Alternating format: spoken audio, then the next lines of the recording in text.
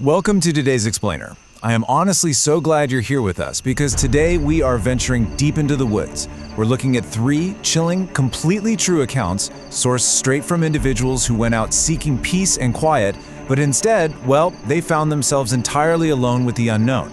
We're going to break down the anatomy of isolation gone completely wrong, and we'll analyze exactly what happens when the absolute silence of nature suddenly turns hostile. Okay, let's dive right into this. I want you to ask yourself, why do we actually crave isolation?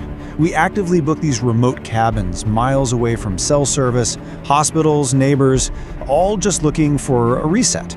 But by removing ourselves from society like that, we're completely removing our safety nets too.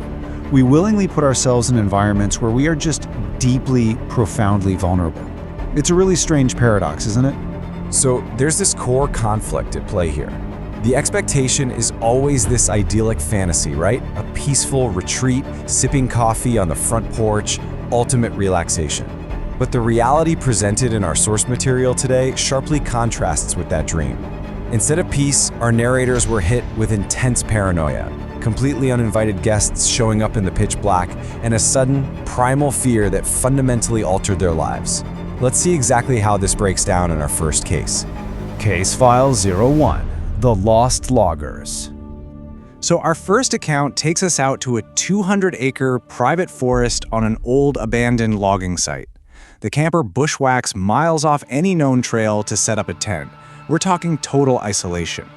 But as the sun goes down, he's sitting there alone, cooking over a small fire, when suddenly he hears footsteps approaching from the total darkness. A huge, rugged, dirty man steps right out into the campfire light.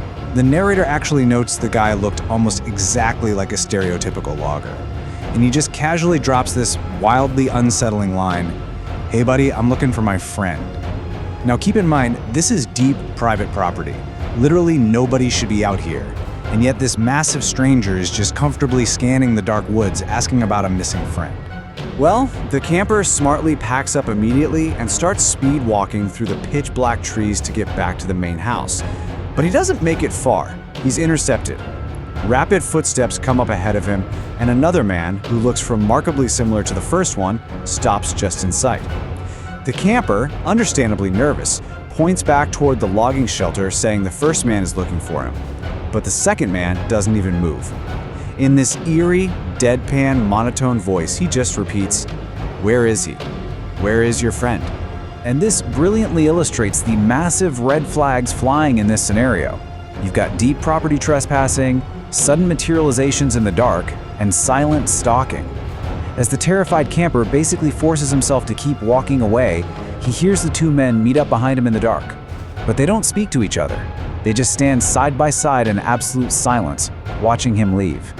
Our camper trusted his gut and booked it back to the house, avoiding what absolutely could have been a horrifying fate. Moving on to Case File 02, The Paranoia. In this account, a young professional rents a secluded cabin about 50 minutes out from the nearest town to work remotely. For the first 3 months, it's the classic honeymoon phase. It's pure paradise. But right after that 3-month mark, an incredibly heavy, deeply dreadful feeling just settles in. It's this completely unexplained psychological shift. It actually got so bad the narrator stopped going outside entirely. Eventually, deciding to face their fears, they forced themselves to take a walk deep into the woods. But the woods felt completely still, dead quiet. The intense hostility in the air was so thick, their mind was literally screaming at them to run. Right in the middle of this suffocating dread, a woman suddenly materializes out from the trees. She introduces herself as Lynn, and she acts entirely normal. In fact, she's over-the-top friendly, almost flirty, and she asks the narrator to go on a walk. Sensing something is just completely off, the narrator politely declines and turns to leave. That's when Lynn, still smiling that same warm smile, drops her friendly tone entirely and delivers this chilling threat. "You shouldn't be here." The truly crucial point here is how these psychological and physical elements intertwine. We have this overwhelming, untraceable dread that miraculously lifted the exact moment Lynn walked away. But it didn't end there, no. After the narrator spent the entire day frantically packing up to break their lease, the sun went down and that dread violently returned. The narrator looked out the front window and there was Lynn, standing completely still in the dark tree line, just staring at the cabin. The narrator jumped in their truck and evacuated immediately. And that brings us to case file 03, Phantom Host. This one takes place at a claustrophobic little Utah rental cabin, tucked away at the end of a 2-mile dirt trail. Let's walk through this rapid timeline of terror. Just 10 minutes after arriving, there's a loud knock on the door. The narrator answers, and a friendly man is standing there. We'll get to exactly what he said in a second. But when the narrator checks the door just 30 seconds later, the man is entirely gone. No car, no footsteps, just vanished into the quiet forest. Fast forward a bit, the narrator takes a nap, wakes up around 7 p.m., sits out on the porch, and gets this profound gut feeling of being watched from the dark woods. Feeling uneasy, they head inside. Then, right around 8 p.m., a muffled crash echoes from underneath the cabin. Let's jump back for a quick second to that knock at the door just 10 minutes in. When the narrator opened the door, that tall, smiling man said, "Just checking to make sure you're okay." Notice how incredibly specific and frankly strange that phrasing is. The narrator noted getting instant chills because it immediately implies something bad had happened or was going to happen. But as we often do, logic took over. The narrator brushed it off, assuming it was just some quirky property owner making the rounds. So after getting that creepy feeling of being watched on the porch, the narrator goes inside and tries to light the gas fireplace to shake off the chill. But here's the detail that traps them. The fireplace is completely disconnected. There isn't even a gas line. This forces the narrator to just sit there in the freezing, pitch-black silence of the cabin living room. And it is in that absolute dead quiet that they hear it, the muffled crash of items falling directly beneath them in the back right corner of the cabin. So, the narrator grabs their phone, turns on the flashlight, and slowly walks outside to the back of the cabin. They find a short set of stairs leading down to an open door. It's a dark, concrete closet, essentially a tiny, cramped basement, pitched entirely in black.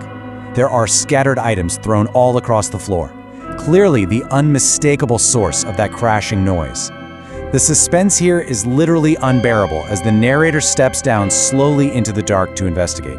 Suddenly, the narrator hears a noise directly behind them. They spin around, aiming their phone flashlight right up the stairs toward the only exit.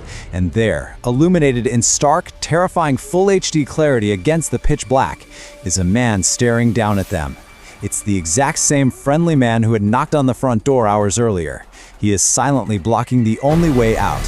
When the narrator nervously stammers out a greeting, the man simply turns and vanishes into the darkness once again. The narrator fled the property that very minute. Now, what's really interesting about these facts is the aftermath. It makes the whole encounter even more disturbing. The very next morning, the narrator calls the rental company for a refund and gets the actual owner on the phone. Turns out, the real owner was a 60-year-old man who operated solo. He didn't even have any employees. He confirmed that absolutely no other cabins in that specific cluster were rented out that night. The narrator was supposed to be completely alone. And the absolute most chilling detail of all, shortly after this, the entire online listing for that cabin was completely deleted from the internet. Gone. As if it never even existed.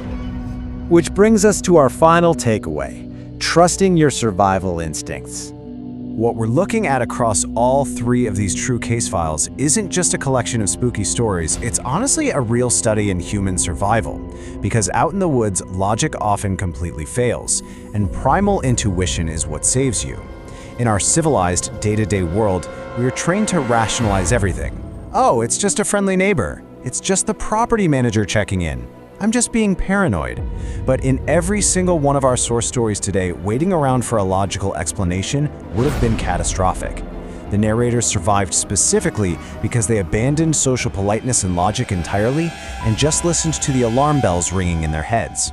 So, here is the survival blueprint demonstrated by our case studies. Step 1. Acknowledge the gut feeling. Do not suppress it. Step 2. Pack immediately. Don't wait around for the morning light. And step 3. Evacuate without hesitation. Think about it. The camper left his warm fire, the remote worker completely broke her lease, the vacationer left in the dead of night just to go sleep at a motel. They didn't stick around to play detective and investigate the anomaly. They removed themselves from the threat entirely. We seek out the wilderness to disconnect, right? To find a place where nobody knows where we are. But the terrifying reality shown in these accounts is that true isolation is very often just an illusion. You might be miles away from society, but you are never truly guaranteed to be alone. So, it leaves us with one final chilling thought.